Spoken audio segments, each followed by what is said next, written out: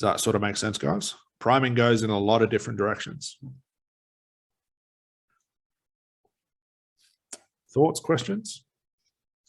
Just a thought on, and maybe this just goes back to what's the problem. Like sometimes I do work with people who are very analytical, and sometimes it seems like even before I get to what's the problem, I have to say something just to get them out of that, this place. That's more you than them. Okay. If someone's analytical and talking to me, at least I've got their attention. That's the first thing.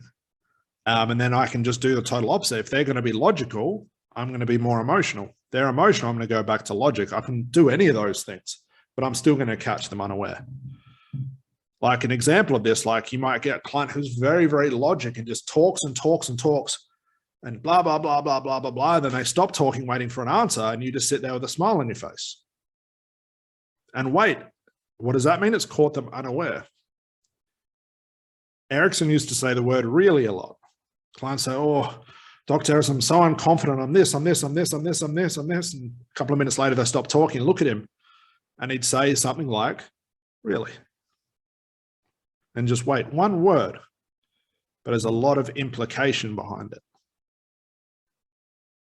Okay, so you've just got to be very careful because your client might start to prime you to talk as much as them. So you've got to be very careful of that feedback loop. We talk about this in Masters, that feedback loop that can happen. Always thinking of ways to catch your client unaware. So I'm not going to reveal anything.